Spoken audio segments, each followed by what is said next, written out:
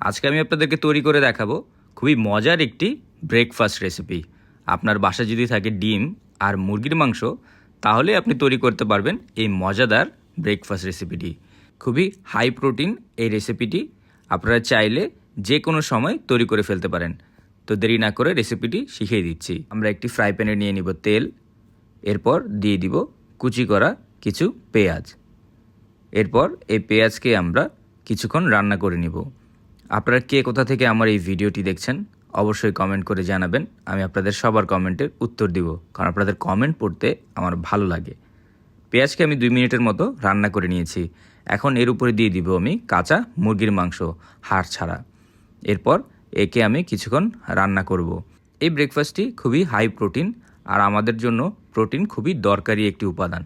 তো যারা কিনা হাই প্রোটিন ব্রেকফাস্ট খুঁজছেন তাদের জন্য এই রেসিপিটি পারফেক্ট। দিয়ে দিলাম লবণ, লাল মরিচের গুঁড়া, জিরার গুঁড়া, ধনিয়া গুঁড়া, রসুন বাটা, আদা বাটা।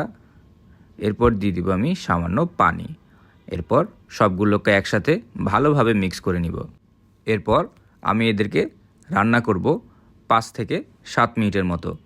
5-7 মিনিট রান্না করা হয়ে গেলে এর পানিটা শুকিয়ে আসবে, তখন এটি ভাজা ভাজা হয়ে যাবে। যখন দেখবেন এরকম ভাজা ভাজা হয়ে গেছে, আমাদের এটা রান্না হয়ে গেছে। একে একপাশে আমি রেখে দিব। এখন আমি একটি বাটিতে নিয়ে নিব 2টি ডিম।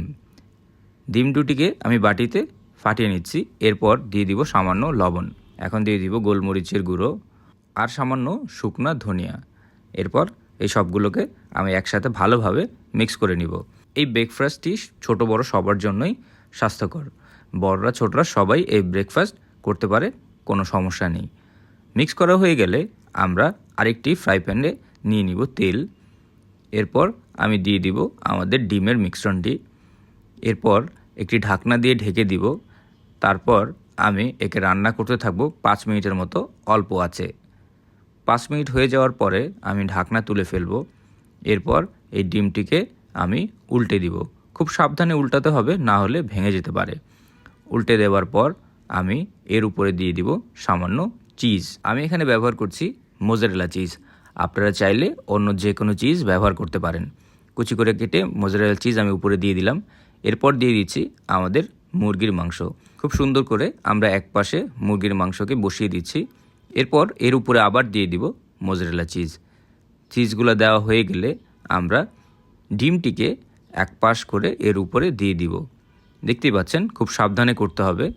এরপর আমরা ততক্ষণ পর্যন্তই রান্না করব যতক্ষণ পর্যন্ত চিজটি গলে না আসে। দেখতেই পাচ্ছেন, সুস্বাদু মজাদার হাই প্রোটিন ব্রেকফাস্ট তৈরি হয়ে গেল। এরকম মজার মজার রেসিপি পাওয়ার জন্য টোস্টেড বাংলা পেজকে অবশ্যই ফলো করবেন। ভিডিওটি ভালো লাগলে একটি লাইক অ্যান্ড শেয়ার করতে ভুলবেন না।